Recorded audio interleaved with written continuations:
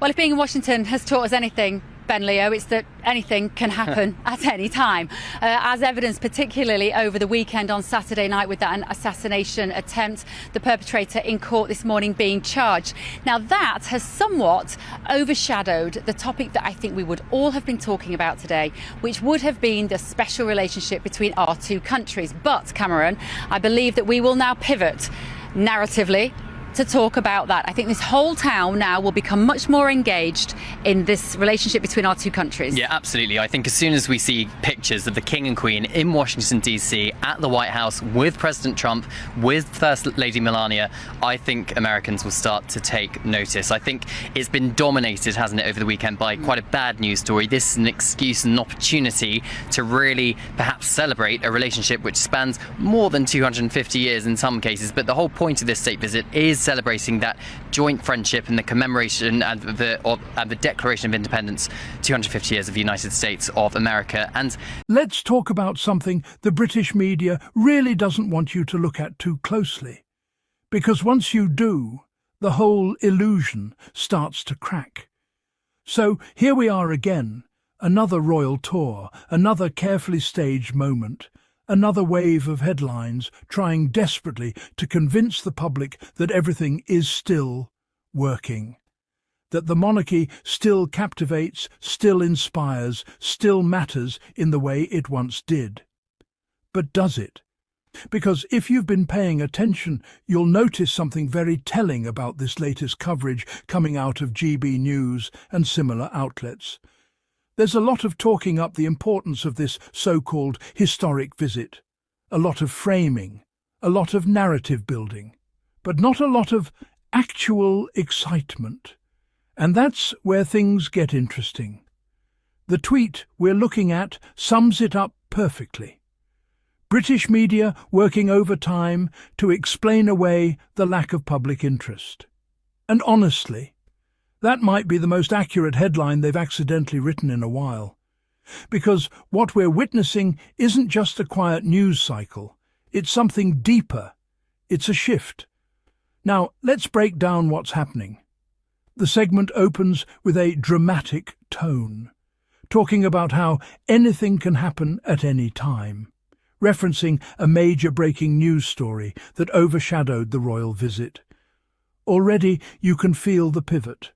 Already you can sense the setup. Because here's the thing. When something truly captures global attention, it doesn't need excuses. It doesn't need to wait for other news to die down. It dominates regardless. But in this case, the visit by King Charles III, or as the tweet jokingly puts it, King George, is being framed as something that would have been huge, if only circumstances were different. That's a classic media move. If people aren't talking about it, it's not because they don't care. It's because something else got in the way. Really? Or is it because the public just isn't as invested anymore? Let's be real for a second. When the media starts telling you that people will become interested once they see photos, that's not reporting reality. That's trying to manufacture it. We hear lines like, "Once we see pictures of the King and Queen at the White House, Americans will start to take notice." Will they? Or is that wishful thinking dressed up as analysis? Because here's what they're not saying. In today's media landscape, attention is earned, not assumed. You don't get global fascination just because of a title. You don't automatically command relevance because of tradition. And that's where the monarchy is struggling. They're operating on an old script in a completely different era. Now, let's talk about this special relationship they keep referencing, the one between the UK and the US. Yes, historically, it's been significant. Yes, it's been shaped over centuries. But here's the irony. The monarchy itself is not the driving force behind that relationship anymore. Modern diplomacy doesn't hinge on royal appearances. It's driven by policy, economic, security, and leadership decisions made by elected officials, not ceremonial figures. So when broadcasters lean heavily on this idea that a royal visit somehow revitalizes this relationship, it starts to feel a bit outdated. Almost like they're trying to remind us of something that no longer carries the same weight. And then there's the setting. Washington, D.C., the White House, meetings with figures like Donald Trump and Melania Trump. All very grand on paper. All very symbolic. But symbolism only works when people believe in what it represents. And that belief? It's not as solid as it used to be. Now let's contrast this with something the British media rarely wants to admit. When Prince Harry and Meghan step onto the global stage, they don't need this level of narrative engineering. They don't need to be explained into relevance. They generate conversation organically, whether the media likes it or not. And that's the uncomfortable truth. Because while the establishment is busy trying to prop up traditional royal appearances as must-see events, Harry and Meghan have built something very different. They've built attention. They've built engagement. And most importantly, they've built a connection with audiences that doesn't rely on centuries-old titles. Now, does that mean everything they do is universally praised? Of course not. But here's the key difference. People are actually paying attention. They're talking. They're debating. They're reacting. That's real relevance. Compare that to what we're seeing here. A media cycle trying to convince us that people should care instead of showing us that they do. That's a problem. And it's not just about one visit. It's about a broader pattern. Every time there's a royal event that doesn't quite land, the media response isn't to question why. It's to double down on the importance of it. It's historic. It's significant. It celebrates 250 years. All true, technically. But none of that guarantees public interest, because here's the reality. You can't force people to feel something just because history says they should. And this is where the disconnect becomes impossible to ignore. The monarchy and the media that supports it still operates on the assumption that reverence is automatic. But today's audiences, they're more selective, more skeptical, more willing to ask, why does this matter to me? And if there's no clear answer, they move on. That's exactly what we're seeing here.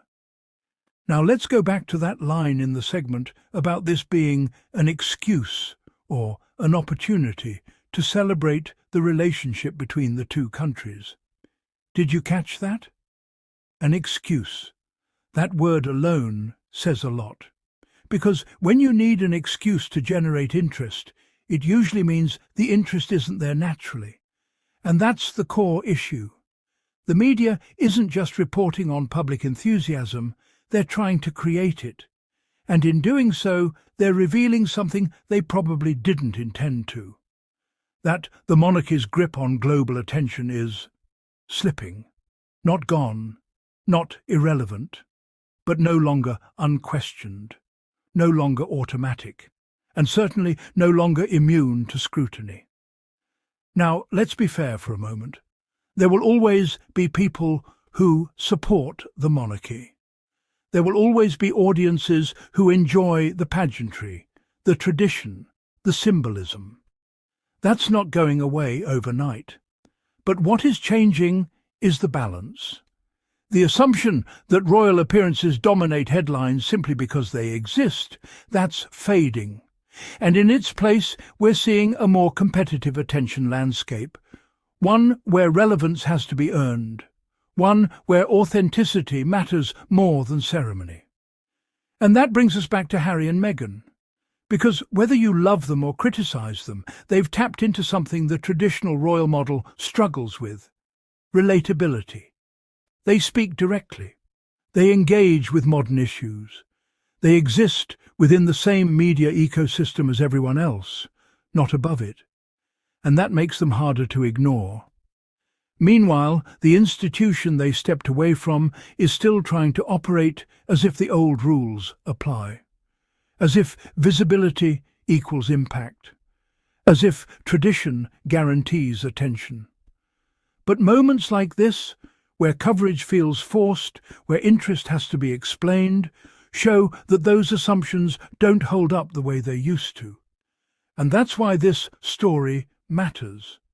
Not because of the visit itself, but because of what the reaction, or lack of reaction, reveals. It's a snapshot of a monarchy at a crossroads, a media landscape in transition, and an audience that's no longer as easily persuaded. So the next time you see headlines trying to tell you how important something is, take a step back and ask yourself, are people actually talking about this? Or am I being told they could be? Because that difference, it tells you everything. And with that said, I want to hear from you. Do you think the monarchy still holds the same global influence it once did? Or are we witnessing a slow shift towards something new? Drop your thoughts in the comments below. Let's get the conversation going. And if you enjoyed this breakdown, if you want more content that cuts through the noise and actually questions the narrative, make sure you hit that subscribe button. Because we're just getting started.